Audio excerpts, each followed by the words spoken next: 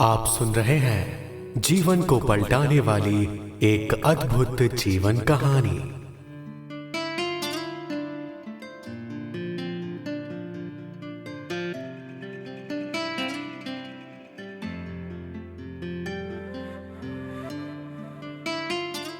भाग 22।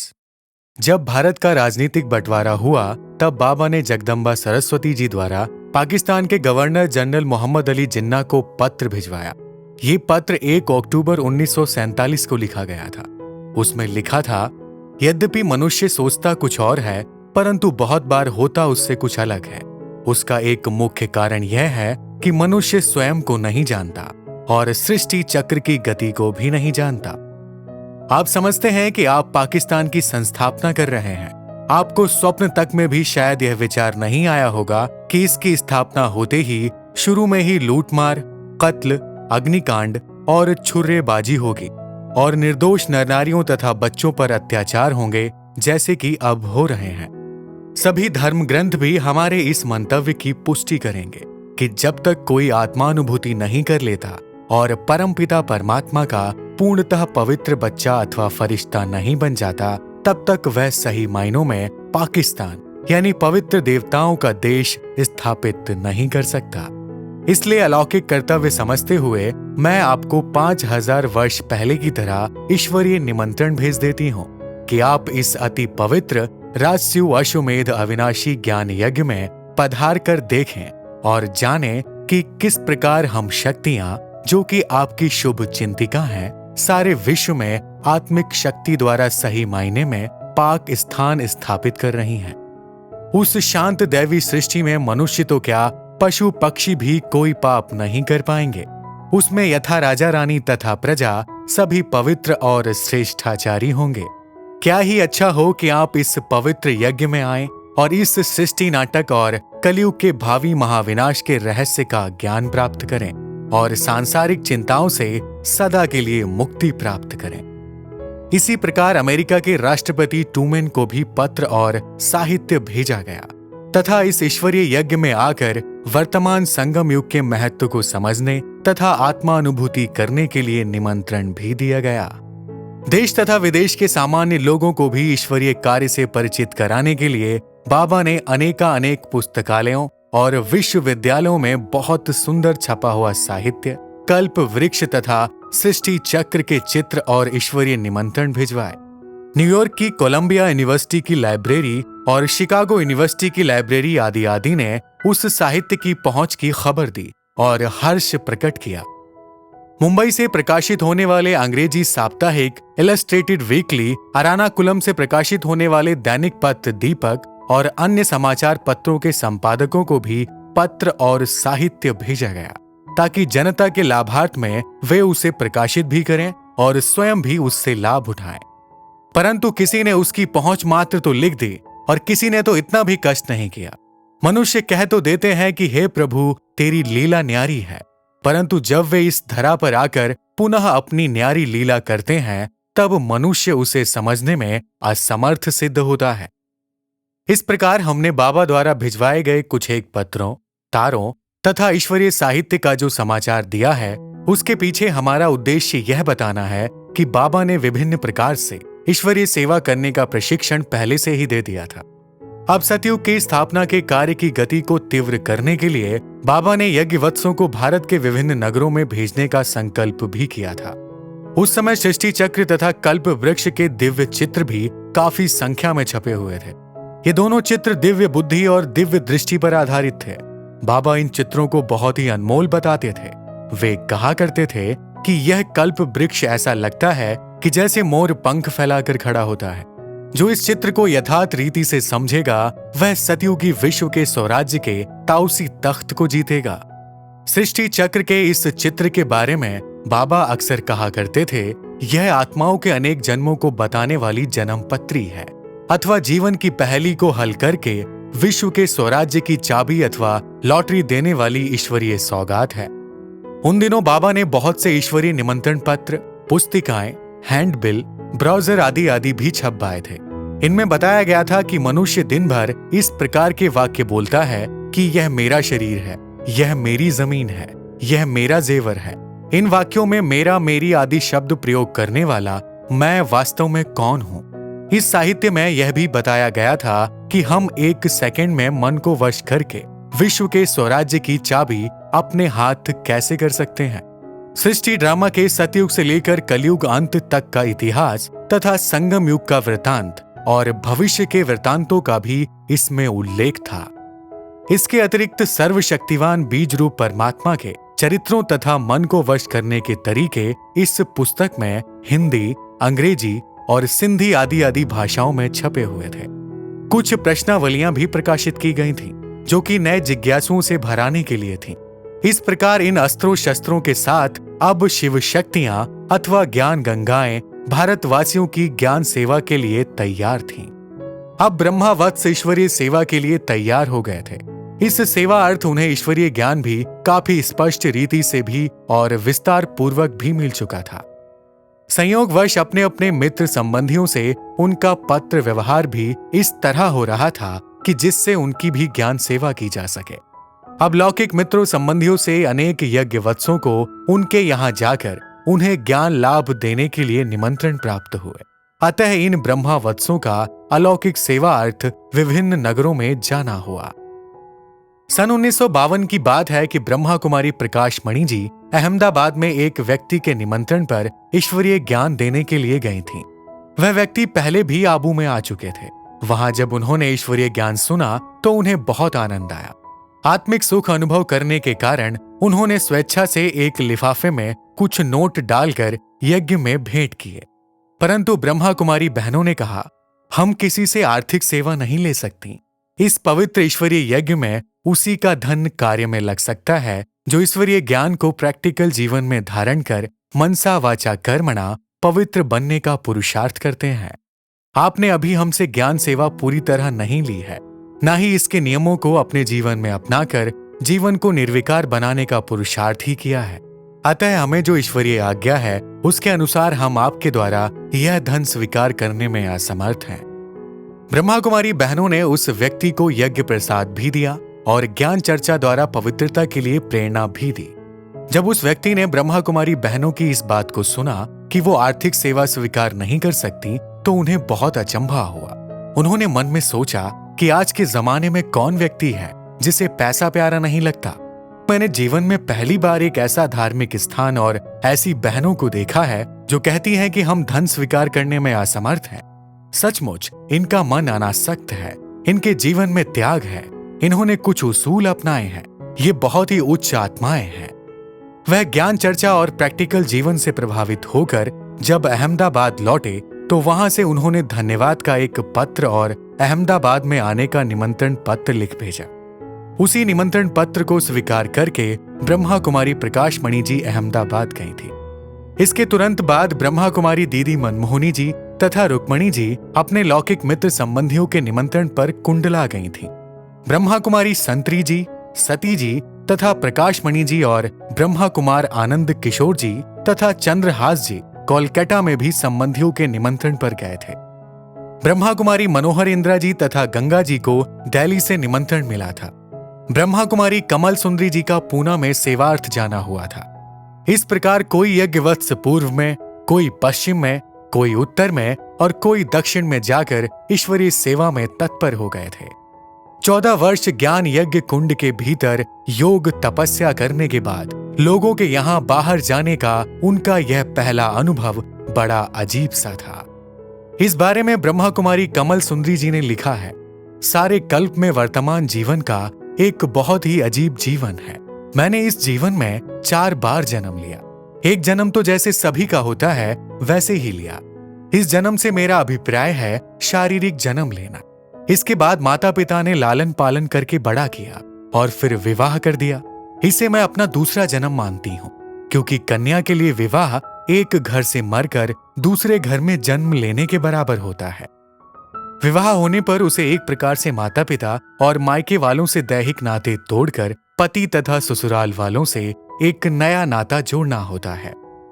कन्या के समय का अलबेला, निश्चिंत, स्वतंत्र और पवित्र जीवन समाप्त होकर अब उसका पराधीन, परतंत्र और चिंताओं से भरा जीवन, जिम्मेवारी वाला जीवन प्रारंभ हो जाता है, जिसमें उसे कदम कदम पर दूसरों की बातें सुननी पड़ती हैं और सहन तथा त्याग करना पड़ता है।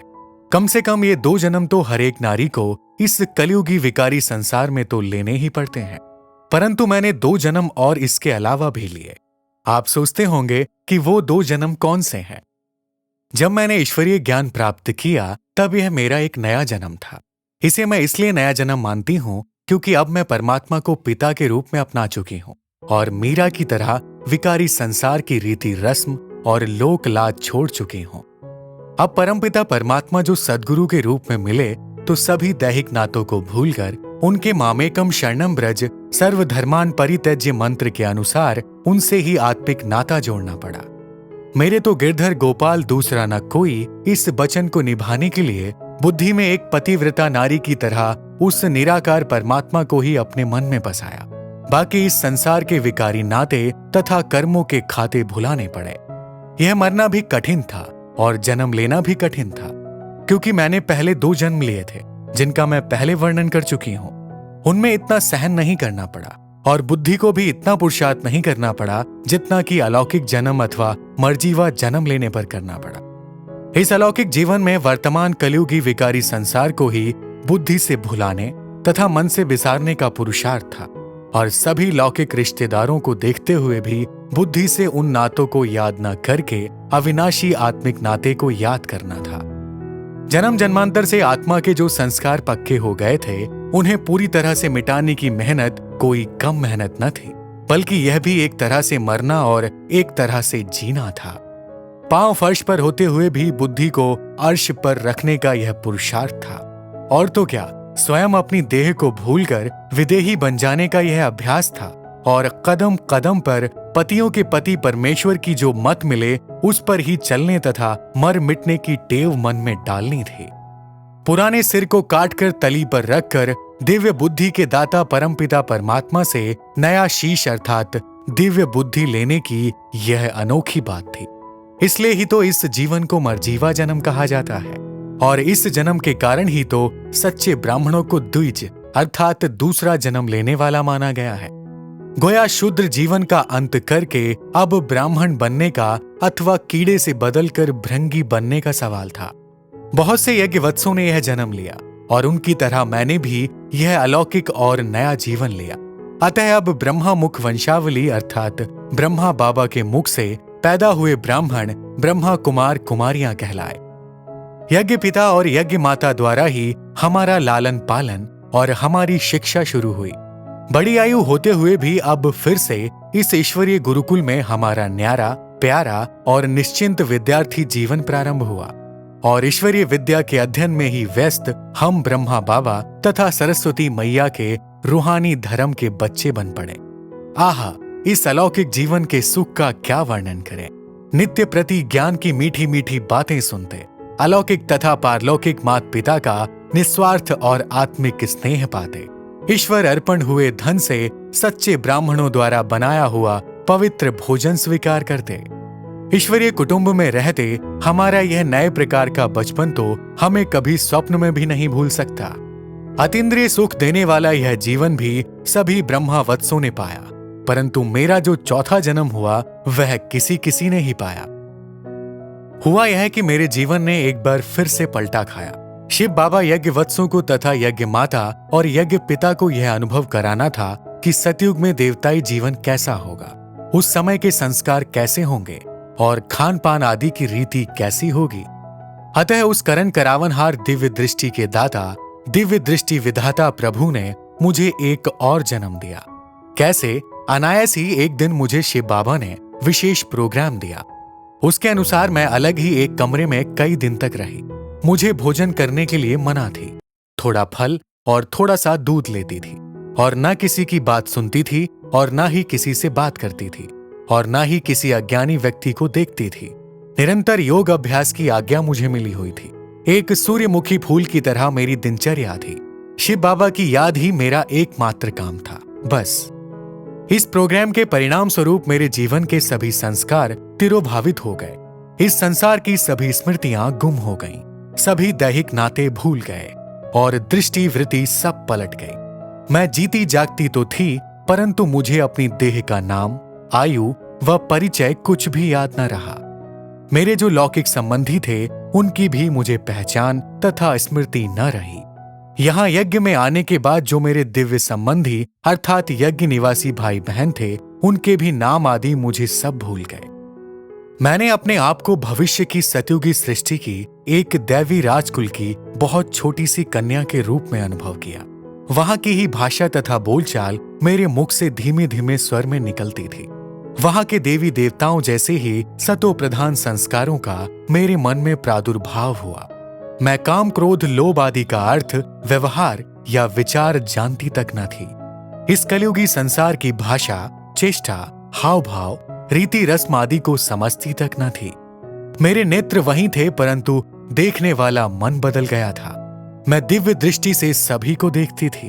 त्रिकालदर्शी परमपिता परमात्मा ने अपनी दिव्य शक्ति से मुझे कुछ समय के लिए ऐसा कर दिया था कि जो भी यज्ञवत्स मेरे सामने आते, मेरे मन में उनकी वह सूरत सीरत, उनका वह नाम धाम, वह संबंध और कर्तव्य स्पष्ट रूप से अंकित हो जाता, जो कि भविष्य में सतयुगी सृष्टि में उन्हें मिलना था।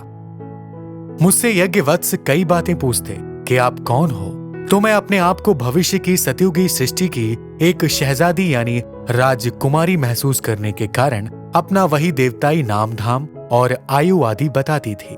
और जब वे पूछते कि फला जो यज्ञवत्स है यह कौन है, तो उसे भी मैं सतयुगी राजकुमार या राजकुमारी या दास या दासी या सखी आदि जिस रूप में देखती उसी का वर्णन करती। कौन से राजा का राज्य है, कौन मेरे माता पिता हैं, उनका भी पता मैं बता देती। मेरा ऐसा पाठ लगभग 1-1.5 मास चला। मैं सतयुगी दैवी राजकुमारियों की तरह बहुत ही थोड़ा खाती थी। दिन भर में 1-2 बार दूध के 2-4 चम्मच ही लेती थी। इतना बड़ा शरीर था, सभी सोचते थे कि यह इतने दिन तक इस प्रकार अल्प भोजन पर कैसे चलेगा, परंतु मुझे कुछ भी कमजोरी आदि महसूस नहीं होती थी। एक छोटी सी देवी शहजादी की तरह ही मेरी चाल ढाल, मेरा खान पान और मेरा सारा व्यवहार था। उन्हीं दिनों मेरे लौकिक रिश्तेदार भी यज्ञ में मुझसे मिलने आए थे, परंतु मैंने किसी को नहीं पहचाना।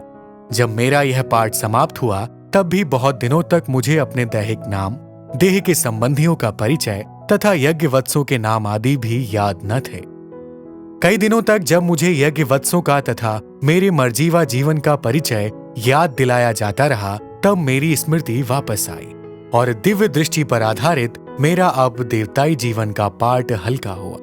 तब मुझे यज्ञवत्सों ने बताया कि 1.5 मास मेरा जीवन बिल्कुल ही बदला हुआ था और एक दैवी शहजादी की तरह था।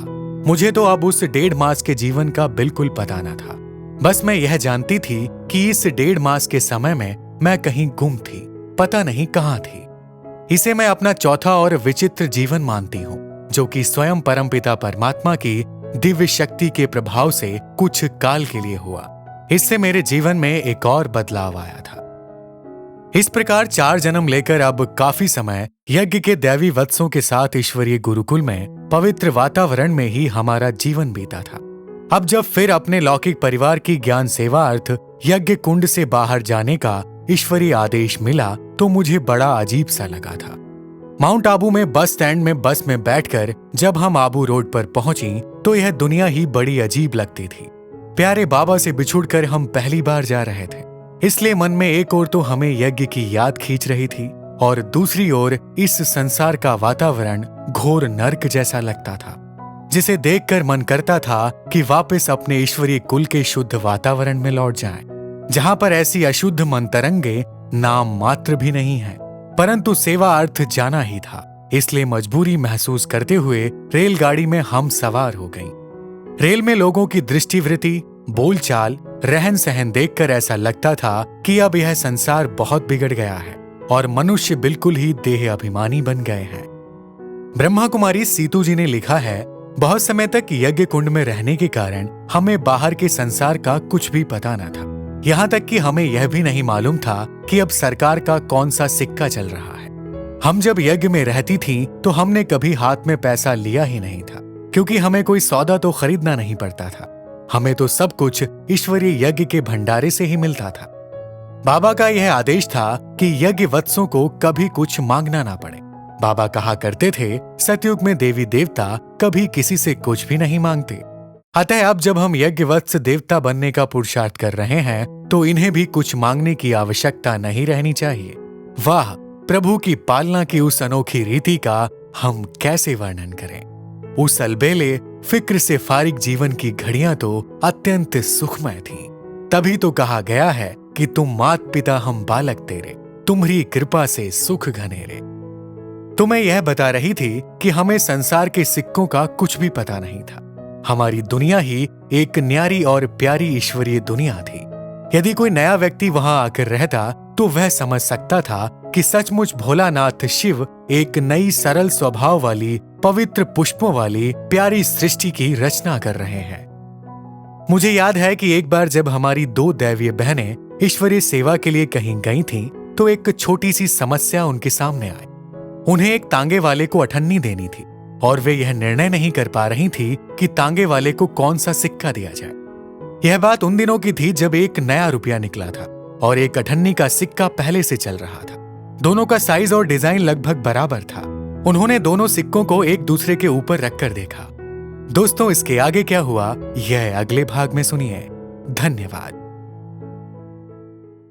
इस वीडियो से संबंधित अधिक जानकारी प्राप्त करने के लिए और निशुल्क राजयोगा मेडिटेशन सीखने के लिए आप नीचे दिए गए नंबर्स पर हमें संपर्क कर सकते हैं।